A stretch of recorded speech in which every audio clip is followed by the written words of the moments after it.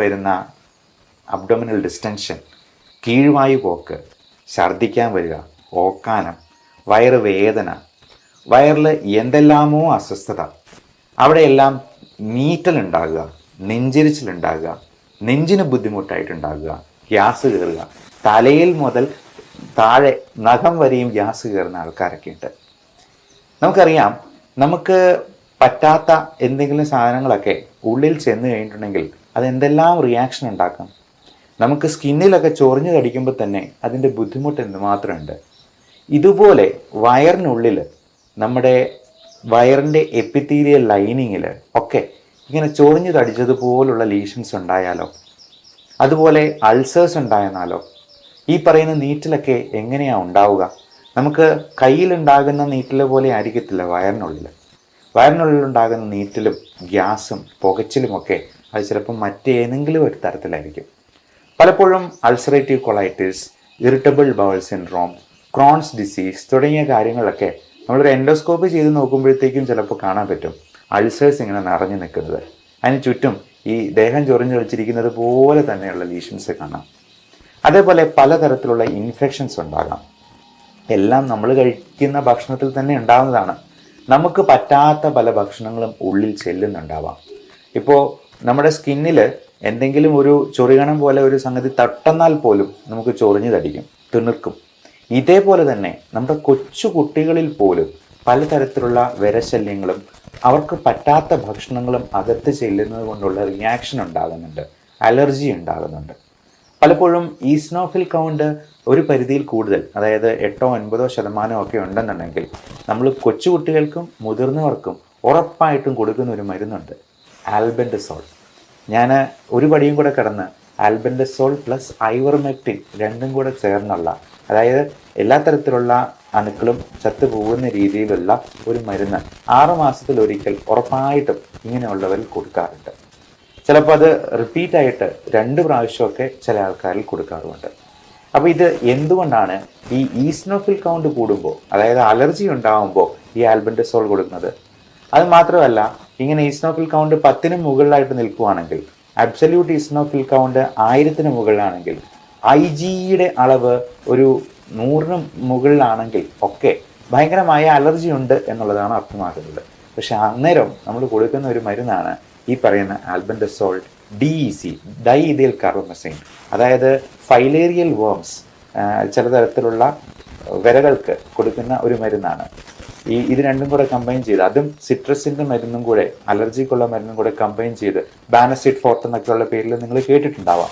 3 ആഴ്ചത്തേക്ക് ദിവസം 3 നേരം വെച്ചിട്ട് കഴിച്ചോണം, നിർത്തരുത് എന്ന് ഡോക്ടർ കട്ടായം പറയുന്നത് നിങ്ങൾ തന്നെ ചിലപ്പോൾ ശ്രദ്ധിച്ചിട്ടുണ്ടാവാം.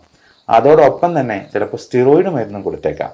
അപ്പോൾ ഈ പറയുന്ന അലർജിയും ഇത്തരത്തിലുള്ള വയറിൻ്റെ ഇൻഫെക്ഷൻസും വയറ് സംബന്ധമായിട്ടുള്ള ഗ്യാസ് പ്രോബ്ലംസും ഒക്കെ തമ്മിൽ അലർജിപരമായ ഭക്ഷണത്തിലുള്ള ഇൻടോളറൻസുമായിട്ട് അഭേദ്യമായ ബന്ധമുണ്ട് എന്നുള്ളതാണ് നമ്മൾ ഇതിൽ നിന്നും മനസ്സിലാക്കേണ്ടത്. നമുക്ക് പറ്റാത്ത ഭക്ഷണം, അത് നമ്മൾ ഡെയിലി കഴിക്കുന്ന അരി, ഗോതമ്പ്, പാല്, മുട്ട, ഇറച്ചി ഉൽപ്പന്നങ്ങൾ പറയാനില്ല. മീറ്റ് ഐറ്റംസും സീ ഫുഡ് ഐറ്റംസും ഒക്കെ ഒരുപാട് തരത്തിലുള്ള അലർജിക് റിയാക്ഷൻ ഉണ്ടാക്കും. സായിപ്പന്മാർ പണ്ട് ഗോതമ്പിൻ്റെ അലർജിയെ ഗ്ലൂട്ടൻ ഇൻടോളറൻസും മിൽക്കിൻ്റെ അലർജിയെ ലാക്ടോസ് ഇൻടോളറൻസും ഒക്കെ പറയാം. നമ്മൾ ഒരു 5 സ്റ്റാർ ഹോട്ടലിൽ ചെയ്യുമ്പോഴോ ഫ്ലൈറ്റിൽ ബിസിനസ് ക്ലാസ്സിൽ യാത്ര ചെയ്യുമ്പോഴൊക്കെ, സാധാരണ എക്കണോമിക് ക്ലാസ്സിലൊന്നും ചോദിച്ചു എന്ന് വരത്തില്ല, നമുക്ക് അലർജിയുള്ള എന്തെങ്കിലും ഉണ്ടോ എന്നുള്ളത് ഡോക്യുമെൻ്റ് ചെയ്യാനായിട്ട് അവർ ആവശ്യപ്പെടും. അപ്പോൾ അതിനനുസരിച്ചിട്ടുള്ള ഭക്ഷണമേ അവർ വിളമ്പാൻ പാടുള്ളൂ. അത് ഷെഫായിട്ട് പഠിച്ചിട്ടുള്ളവർക്കൊക്കെ നന്നായിട്ട് അറിവുള്ളതാണ്. അപ്പോൾ ഇങ്ങനെ എന്താണ് നമുക്ക് അലർജി എന്ന് എങ്ങനെ കണ്ടുപിടിക്കും? അതിനൊരു മാർഗമുണ്ട്. അലർജിയുടെ സ്കിൻ പ്രിക് ടെസ്റ്റ് ഉണ്ട്. നമ്മൾ സ്കിന്നിൽ തന്നെ ഓരോ ഫുഡ് അലർജൻസിൻ്റെയും റിയാക്ഷൻ നോക്കി മനസ്സിലാക്കുന്നത്. അപ്പോൾ നമ്മൾ ഒരു അലർജിയുള്ള സാധനം തൊട്ടെന്നുള്ള റിയാക്ഷൻ പോലെ നമ്മൾ ഇതൊന്ന് ചെറുതായിട്ടൊന്ന് പോറിച്ച് കൊടുക്കുമ്പോൾ അതിൽ വരുന്ന റിയാക്ഷൻ, അത് കോളം വരച്ച് വളരെ സിസ്റ്റമാറ്റിക് ആയിട്ടാണ് ചെയ്യുന്നത്. ഏകദേശം 1 മണിക്കൂറോളം സമയം എടുക്കും. അപ്പോൾ തന്നെ നമുക്ക് റിപ്പോർട്ടും കിട്ടും. ജീവിതത്തിൽ ഒരിക്കലെങ്കിലും ഇത്തരത്തിലുള്ള പ്രശ്നങ്ങളുള്ളവർ നിർബന്ധമായും ഈ ടെസ്റ്റ് ഒന്ന് ചെയ്ത് നോക്കുന്നത് നല്ലതായിരിക്കും. അങ്ങനെ കണ്ടുപിടിച്ചെന്നാൽ നമുക്കതിൽ ഒഴിവാക്കാൻ പറ്റാത്ത സംഗതികൾക്ക് ഇമ്മ്യൂണോതെറാപ്പി എന്ന് പറയുന്ന ഒരു ട്രീറ്റ്മെൻറ്റ് വഴി ഇതിന് നമുക്ക് പൂർണ്ണമായിട്ടുള്ള വിമോചനം സാധ്യമാണ്. പഠനങ്ങൾ പറയുന്നത് 92% എഫിക്കസിയാണ് ഇതിന്. അത് കൊച്ചു കുട്ടികൾ മുതൽ പ്രായമായവർക്ക്, അത് ഒത്തിരി പ്രായമാകുന്നതിന് മുമ്പ് ചെയ്യുന്നാൽ ഏറ്റവും നല്ലത്. കാരണം ഇതുപോലെ ഒരുപാട് അലർജിക് റിയാക്ഷൻ ഉണ്ടായി അതിൻ്റെ ഡീസെൻസിറ്റൈസ് ചെയ്യുന്നത് വളരെ ദുഷ്കരമാകുന്ന ഒരു പ്രായത്തിൽ അത് ചെയ്യുന്നതുകൊണ്ട് ഈ പറയുന്ന റിസൾട്ട് നമുക്ക് കിട്ടിക്കൊള്ളണമെന്നില്ല. അതുകൊണ്ട് ഇങ്ങനെയുള്ള കാര്യങ്ങളെക്കുറിച്ച് നമ്മൾ മനസ്സിലാക്കുക. അടുത്ത കാര്യം, നമ്മൾ ഈ പറയുന്ന ദുഷ്കർ അല്ലെങ്കിൽ ഈ ജീർണിച്ചതും വേസ്റ്റ് ആയിട്ടുള്ളതുമൊക്കെ പുറന്തള്ളാനായിട്ട് നമ്മൾ ഭക്ഷണത്തിൽ ശ്രദ്ധിക്കേണ്ട, നമ്മുടെ ലൈഫ് സ്റ്റൈലിൽ മോഡിഫൈ ചെയ്യേണ്ടത് എന്തൊക്കെയാണ് എന്നുള്ളത് മനസ്സിലാക്കിയിരിക്കാം. നമുക്ക് എല്ലാവർക്കും അറിയാം, ഈ ആദ്യം പറഞ്ഞ പോലെ ചൂലിടിച്ച അടിച്ചു വൃത്തിയാക്കുന്നത് പോലെ ഫൈബർ കണ്ടൻ്റുള്ള ഭക്ഷണം വേണമെന്നുള്ളത്. പക്ഷെ നമ്മൾ എത്ര പേര് ഈ ഫൈബർ കണ്ടൻ്റ് ഉള്ളത് കഴിക്കുന്നുണ്ട്? നമ്മൾ കഴിക്കുന്ന മധുര പലഹാരങ്ങളും ബേക്കറി സാധനങ്ങളും മൈദ അടങ്ങിയിട്ടുള്ളതും ഈവൻ നമ്മൾ വാങ്ങിക്കുന്ന ഗോതമ്പിൻ്റെ ആട്ടയും അരി ആഹാരങ്ങളും ഒക്കെ വളരെ റിഫൈൻഡായി പോകുന്നു എന്നുള്ളത് നമ്മൾ മനസ്സിലാക്കിയിരിക്കുക. അത് തവിടിൻ്റെ അംശം തീരെ കുറവാണ്. ഇങ്ങനെ ഏറ്റവും റിഫൈൻഡ് ആയിട്ട് വരുന്നത് അരിക്ക് സൗന്ദര്യം കൂടുന്തോറും അതിൻ്റെ ക്വാളിറ്റി കുറഞ്ഞു പോവുകയാണ് ചെയ്യുന്നത്. നമുക്ക് ഈ ഗ്ലൈസിമിക് ഇൻഡെക്സ് ഒത്തിരി കൂട്ടുക. അപ്പം നല്ല വെള്ളരി ചോറ് മാത്രമേ ചില കുട്ടികളൊക്കെ ആണെങ്കിലും കഴിക്കത്തുള്ളൂ. അത് ഇച്ചിരി പൊട്ടും തടിപ്പും ഒക്കെ ആണെന്നുണ്ടെങ്കിൽ വേണ്ടാന്ന് പറയും. ഇപ്പം നമ്മൾ കേരളത്തിൽ നിന്ന് പുറത്തോട്ട് പോയിട്ടുണ്ടെങ്കിൽ എല്ലായിടത്തും വൈറ്റ് റൈസേ ഉള്ളൂ. അവർ ബ്രൗൺ റൈസ് കൊടുക്കുന്ന കഴിക്കുക പോലും ഇല്ല. എന്നാൽ ഏറ്റവും നല്ലത് നല്ല ബ്രൗൺ കളറിലുള്ള, പറ്റുമെങ്കിൽ ചുവന്ന നിറത്തിലിരിക്കുന്ന ചെമ്പാവരിയുടെയൊക്കെ ചോറ് കൊണ്ടുള്ള ഭക്ഷണങ്ങളാണ് എന്നുള്ളത് പ്രത്യേകം മനസ്സിലാക്കുക. നല്ല ചുവന്ന അരി കിട്ടും, അതാണ് ഏറ്റവും തവിടുള്ളത്. അല്ലെങ്കിൽ നല്ല തവിടിൻ്റെ കണ്ടൻ്റുള്ള മില്ലറ്റ്സ് പോലുള്ള, മില്ലറ്റ്സ് തന്നെ പല വെറൈറ്റി അവൈലബിൾ ആണ്. ബേബി മില്ലറ്റ്സ് പോലുള്ള സാധനങ്ങളും ചോളം പോലുള്ള സാധനങ്ങളും ഒക്കെ. അപ്പം അതിൽ എത്രത്തോളം തവിടുണ്ടോ അത്രത്തോളം നല്ലത്. പണ്ടൊക്കെ വീടുകളിൽ മുതിർന്ന കുട്ടികൾ ഇളയ കുട്ടികളോട് തമാശ പറയാണ്, എടാ നിന്നെ തവിട് കൊടുത്ത് വാങ്ങിച്ച കേട്ടോ, നിന്നെ കൊണ്ടൊരു ഉപയോഗമില്ലാണ്. പക്ഷേ ഇനി ഈ ഇളയ കുട്ടികൾക്ക് അവരോട് തിരിച്ചു പറയാം, തവിടിനാണ് ഏറ്റവും കൂടുതൽ പോഷകങ്ങളും ഉള്ളത്. ഏറ്റവും ആരോഗ്യം നമുക്ക് മെച്ചപ്പെടുത്താനായിട്ടും തവിട് അടങ്ങിയ ആഹാരമാണ് നല്ലത് എന്ന് നമുക്ക് തിരിച്ചു പറയാനായിട്ട് ഒരു വാദമുഖമായി. ഇനി ഇതിന് നമുക്ക് ഹോം റെമഡീസിനായിട്ട് എന്തൊക്കെ ചെയ്യാൻ പറ്റും? ഏറ്റവും നല്ല ഒരു ഹോം റെമഡി പറയാം. ഉലുവ എന്ന് പറയുന്ന സാധനം ഉണ്ടല്ലോ, ഈ ഉലുവ മോരും വെള്ളത്തിൽ അരച്ച് ചേർത്ത് അങ്ങ് കുടിക്കുക. അതുകൊണ്ട് രണ്ടുണ്ട് ഗുണം. ഉലുവ അടങ്ങിയിട്ടുള്ളത് കൊണ്ട് അതിന് നല്ല ഫൈബർ കണ്ടൻ്റ് ഉണ്ട്, കൂടാതെ അത് ദഹനത്തിന് വളരെയധികം സഹായിക്കുന്നതാണ്. രണ്ട്, ഈ മോരും വെള്ളത്തിന് നല്ല ലാക്റ്റിക് ആസിഡ് ബാസിലസ് ഉണ്ട്. ഈ പ്രീ ആൻഡ് പ്രോബയോട്ടിക്സ് എന്ന് പറയുന്ന കാറ്റഗറിയിലുള്ള കുറച്ച് ഗട്ട് ബാക്ടീരിയ ഉണ്ട്. അതായത് നമ്മുടെ ഇൻഡസ്ട്രിയിലെ നമ്മുടെ സുഹൃത്തുക്കളായിട്ടുള്ള ചില അണുക്കളുണ്ട്. അവന്മാരൊക്കെ പലപ്പോഴും നമ്മുടെ അശ്രദ്ധ കൊണ്ട് ചത്തുപോകുന്നുണ്ട്.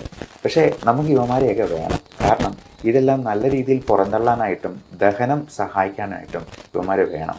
അല്ല എന്നുണ്ടെങ്കിൽ നമ്മൾ ഈ കീഴ്വായു വിടുമ്പോൾ വരുന്നത് എത്രയോ ടോക്സിക് ആയിട്ടുള്ള കെമിക്കൽസും ഗ്യാസും ആണെന്നറിയാമോ? ഹൈഡ്രജൻ സൾഫൈഡ് എന്ന് പറയുന്ന ഗ്യാസാണ് ആ കീഴ്വായു പോകുമ്പോൾ അത്ര ദുസ്സഹമായിട്ടുള്ള ഒരു ദുർഗന്ധം ഉണ്ടാക്കുന്നത്. അതുപോലെ മീഥെയിൻ പോലുള്ള ഗ്യാസുകളും അമോണിയ പോലുള്ള വിഷവാതകങ്ങൾ പോലും പല അസുഖങ്ങളിലും ഉണ്ടായി വരുന്നുണ്ട് എന്നുള്ളത് മനസ്സിലാക്കുക. അപ്പോൾ ഇതിലൊക്കെ ഇപ്പോൾ ഈ അമോണിയ അത് ഒത്തിരി കൂടി കഴിയുമ്പോഴത്തേക്കുമാണ് ഈ ലിവറിൻ്റെ പ്രോബ്ലംസ് ഉള്ളവർക്ക് ബോധക്കേടും ബോധക്ഷയവും ഒക്കെ ഉണ്ടാക്കുന്ന ഹെപ്പാറ്റിക് എൻകെഫലോപ്പതി എന്ന് പറയുന്ന ഒരു കണ്ടീഷനിലോട്ട് പോകും. ആൾ ബോധം കെട്ടു പോകും. അപ്പോൾ ഈ അമോണിയയുടെ അളവ് ഒത്തിരി ക്രമാതീതമായിട്ട് കൂടുകയും അത് ലിവറിൻ്റെ പ്രശ്നങ്ങൾ കൊണ്ട് ഉണ്ടാകാം, കിഡ്നിയുടെ പ്രശ്നങ്ങൾ കൊണ്ടുണ്ടാകാം, ദഹന സംബന്ധമായിട്ടുള്ള മറ്റ് പ്രശ്നങ്ങൾ കൊണ്ടുണ്ടാകാം, ശ്വാസകോശ സംബന്ധമായ രോഗങ്ങളിലോട്ട് പോലും ഈ GERD പുളിച്ചു തികട്ടൽ, ഗേർഡ് എന്ന് പറയുന്ന ഗ്യാസ്ട്രോ ഈസോഫാജിയൽ റിഫ്ലക്സ് ഡിസീസ്, ചുമ ഉണ്ടാക്കാൻ ഒരു വലിയ കാരണമാണെന്ന് എത്ര പേർക്കറിയാം. പലപ്പോഴും ഈ ചുമ പലയിടത്തും ട്രീറ്റ് ചെയ്തിട്ട് ഒരിക്കലും ഭേദമാകാതെ നമ്മുടെ അടുത്ത് വന്നപ്പോൾ ജസ്റ്റ് ഒരു പാൻഡോപ്രസോൾ ടാബ്ലറ്റ് അല്ലെങ്കിൽ ഒരു ഡോംസ്റ്റാൾ ടാബ്ലറ്റും കൂടെ കൂട്ടി ചേർത്ത് കൊടുക്കുമ്പോഴത്തേക്കും ആ ചുമ മാറുന്ന കാണാം. അതുപോലെ കാൽഷ്യം കുറഞ്ഞു പോകുന്നത് കൊണ്ട് ചുമ കുറയാം, മഗ്നീഷ്യം കുറഞ്ഞു പോകുന്നതുകൊണ്ട് ദഹനം പ്രോപ്പർ ആകാതെ വരാം, കോൺസ്റ്റിപ്പേഷൻ ഉണ്ടാകാം എന്നൊക്കെ നമുക്ക് ശരിക്കും അറിവില്ല എന്നുള്ളതാണ് ശരിയായിട്ടുള്ള വസ്തുത. അപ്പോൾ മഗ്നീഷ്യം കണ്ടൻറ്റ് കൂടുതലുള്ള ഭക്ഷണങ്ങൾ കഴിക്കുന്നതിനോടൊപ്പം തന്നെ അതിനെ കുറച്ച് കളയുന്ന സ്ട്രെസ് ഫാക്ടറും സ്മോക്കിങ്ങും പിന്നെ നമ്മുടെ ഭക്ഷണത്തിലുള്ള പലതരത്തിലും ഈ ബെവറേജസ് പോലുള്ള ആൽക്കഹോൾ പോലുള്ള സാധനങ്ങൾ, കോഫി ഒത്തിരി കുടിക്കുന്നതൊക്കെ നമ്മൾ ഈ മഗ്നീഷ്യത്തെ കുറച്ച് കളയേണ്ടിയിരിക്കും. പലപ്പോഴും ഈ ഉറക്കമില്ലായ്മയൊക്കെ തന്നെ മഗ്നീഷ്യവും കാൽഷ്യവും കുറച്ച് പോകാനായിട്ടും വൈറ്റമിൻ D3യുടെ അളവ് കുറഞ്ഞു പോകാനും ഇത് തന്നെ പലതരത്തിലുള്ള സ്ട്രെസ് ഫാക്ടർ ഇൻഡ്യൂസ്ഡ് ആയിട്ടുള്ള ഗ്യാസ്ട്രൈറ്റിസും ഉണ്ടാക്കും. അപ്പം നമുക്കറിയാം ഈ നമ്മുടെ പിള്ളേർക്കൊക്കെ പരീക്ഷയുടെ പോകുന്ന അന്ന് ദിവസം രാവിലെ ചിലപ്പോൾ വയറ്റൊഴിച്ചിലും ചിലപ്പോൾ കോൺസ്റ്റിപ്പേഷനും ഛർദിയും ഒക്കെ ആകുന്നത് ഈ സ്ട്രെസ് ഇൻഡ്യൂസ്ഡ് ഗ്യാസ്ട്രൈറ്റിസിൻ്റെ ഭാഗമാണ്. അതിൽ നിന്ന് തന്നെ ശ്വാസമുട്ടലും ചുമയും കൂടി ഉണ്ടാകും എന്ന് പറഞ്ഞാൽ അത് എത്ര ഭീകരമായിട്ടുള്ള അവസ്ഥയായിരിക്കും. അതേപോലെ ഈ കീഴ്വായി പോകുന്നത് അത് ശബ്ദത്തോടു കൂടിയോ ശബ്ദമില്ലാതെയോ ഒക്കെ പോയേക്കാം. അതിൽ ഈ ഹൈഡ്രജൻ സൾഫൈഡ് എന്ന് പറയുന്ന ഗ്യാസ് ഒരു ചീഞ്ഞ മുട്ടയുടെ ഉള്ളിൽ നിന്ന് വരുന്ന ഗ്യാസാണ്. അതുപോലുള്ള സാധനങ്ങൾ നമ്മുടെ വയറിനുള്ളിൽ കെട്ടിക്കിടക്കുന്നുണ്ട് എന്നുള്ളത് നമ്മൾ അപ്പോഴേ മനസ്സിലാക്കിക്കൊള്ളണം. ഇതിന് പലതരത്തിലുള്ള മരുന്നുകൾ നമ്മൾ മോഡേൺ മെഡിസിൻ തന്നെ കൊടുക്കാറുണ്ട്. അത് പലപ്പോഴും മരുന്നുകളല്ല. ഇപ്പോൾ നമുക്ക് ഹോം റെമഡീസ് ആയിട്ട് കൊടുക്കാവുന്ന പലതരത്തിലുള്ള കാസ്റ്റർ ഓയിൽ, ആവണക്കെണ്ണ പോലുള്ള സാധനങ്ങളുണ്ട്. നല്ല ഫാറ്റ് പ്രദാനം ചെയ്യുന്ന ഗുഡ് കൊളസ്ട്രോൾ, ബാഡ് കൊളസ്ട്രോൾ രണ്ടാണെന്ന് അറിയാം. നല്ല രീതിയിലുള്ള ഫാറ്റ് പ്രദാനം ചെയ്യുന്ന പലതരത്തിലുള്ള എണ്ണകളുണ്ട്. ഇപ്പം വെളിച്ചെണ്ണയാണെങ്കിലും നല്ല വെളിച്ചെണ്ണ ഉപയോഗിക്കുന്നത് നമുക്ക് തന്നെ ചക്കിലാട്ടി എടുക്കുന്ന വെളിച്ചെണ്ണയാണെങ്കിൽ ഏറെ നല്ലത്. അതേപോലെ നമുക്ക് ഈ ഒലീവ് ഓയിൽ പോലുള്ള സാധനങ്ങൾ നമുക്ക് എണ്ണ ഉപയോഗിക്കുമ്പോൾ ഏറ്റവും ശുദ്ധമായതും ആയിട്ടുള്ള എണ്ണ നമ്മൾ മാറി മാറി ഉപയോഗിക്കാനായിട്ട് ശ്രദ്ധിക്കുക. അപ്പോൾ ഇതെല്ലാം നമ്മുടെ ഈ വയറിൻ്റെ പ്രശ്നങ്ങൾ മാറാനായിട്ടും ഒത്തിരി സഹായിക്കുന്നതാണ്. അതേപോലെ നല്ല ഫ്രൂട്ട്സ് അധികം മധുരമില്ലാത്ത കഴിക്കാനായിട്ട് നോക്കുക. അപ്പം മധുരത്തിൽ അടങ്ങിയിരിക്കുന്ന ഫ്രക്ടോസ് എന്ന് പറയുന്ന കണ്ടന്റ് തന്നെ ലിവറിനെ ചിലപ്പോൾ കൂടുതൽ അപകടകരമായിരിക്കാം. അതായത് മധുരമുള്ള പഴങ്ങളായിട്ടുള്ള മാങ്ങപ്പഴത്തിലും ചക്കപ്പഴത്തിലും അതുപോലെ ചെറുപഴത്തിലാണെങ്കിലും ഒരുപാട് ഫ്രക്ടോസ് അടങ്ങിയിട്ടുള്ളതാണെങ്കിൽ അത് ചിലപ്പോൾ ലിവറിൻ്റെ സിറോസിസിലേക്ക് തന്നെ കാരണമാക്കാം എന്നുള്ളത് പ്രത്യേകം മനസ്സിലാക്കുക. ഡയബറ്റിക് ആയിട്ടുള്ള രോഗികൾക്ക് ഇത് കഴിക്കുന്ന ഷുഗർ കൂടുകയും ചെയ്യും. എന്നാൽ നമ്മൾ ഈ കോൺസ്റ്റിപ്പേഷൻ റിലീവ് ചെയ്യാൻ കൊടുക്കുന്ന ലാക്ടലോസ് എന്ന് പറയുന്നൊരു മരുന്നുണ്ട്. അപ്പോൾ ഈ ലാക്ടലോസ് ഒരു സിറപ്പായിട്ടാണ് കൊടുക്കുക. ഈ സിറപ്പിന് മധുരമുണ്ടെങ്കിലും അത് ഗ്ലൈസിമിക് ഇൻഡെക്സ് കൂട്ടുന്നതല്ല, അതായത് ഷുഗർ ലെവൽ കൂട്ടാത്ത രീതിയിലുള്ള മരുന്നാണ്. ഇനി അതിൽ നിന്നില്ലെങ്കിൽ പലപ്പോഴും പല എനിമ കൊടുക്കാറുണ്ട്. അത് ഇത്രയേ ഉള്ളൂ, എനിമ ചെയ്യുന്നത് ഇത്രയേ ഉള്ളൂ. നമ്മുടെ കുടലിൻ്റെ ബാക്കി ഭാഗത്തു നിന്നും വെള്ളം സ്വല്പം കൂടി വലിച്ചെടുത്ത് ആ മലത്തിന് സ്വല്പം കൂടി ഹൈഡ്രേഷൻ കൊടുക്കും. അതായത് ഫ്ലൂയിഡുള്ള ഉണങ്ങി വരണ്ടിരിക്കുന്ന മലത്തിന് പകരം കുറച്ചുകൂടി വെള്ളം ചേർത്തിട്ട് അത് പുറത്തേക്ക് പോകാനായിട്ട് കൂടുതൽ സഹായിക്കും. ഇത് വലിയ കെമിക്കലൊന്നുമല്ല നമ്മൾ ഉള്ളിലോട്ട് ഇനിമ വയ്ക്കുമ്പോഴത്തേക്കും കയറ്റുന്നത്. ഇനി അതല്ലെങ്കിൽ സപ്പോസിറ്ററി ആയിട്ടുള്ള മരുന്നുകളുണ്ട്. ഇതിൻ്റെയൊക്കെ ആക്ഷൻ ഇങ്ങനെയാണ്: നമ്മുടെ ബവൽ മൂവ്മെൻറ്റ്സ് കുറച്ചുകൂടി നന്നാക്കുക, അപ്പോൾ ഫൈബർ കണ്ടൻറ്റ് കൂട്ടുക. പലപ്പോഴും ഫൈബർ കണ്ടൻ്റ് ആയിട്ടുള്ള സാധനങ്ങൾ നമ്മൾ പൊടിയായിട്ടോ ഒക്കെ കഴിക്കാനായിട്ട് പറയും. അപ്പോൾ ഇതൊക്കെ ഗുളിക രൂപത്തിൽ ഇരുന്നെന്ന് വെച്ചിട്ട് ഇതൊന്നും വലിയ കെമിക്കലാണ് എന്ന് തെറ്റിദ്ധരിക്കരുത്. പലപ്പോഴും പല ആൾക്കാരും ഇംഗ്ലീഷ് മരുന്നുകൾ മൊത്തം അപകടമാണ്, മൊത്തം പ്രശ്നങ്ങളുണ്ടാക്കും, സൈഡ് ഇഫക്റ്റ് ഉണ്ടാക്കും എന്നെല്ലാം പറയുന്ന ആൾക്കാരുണ്ട്.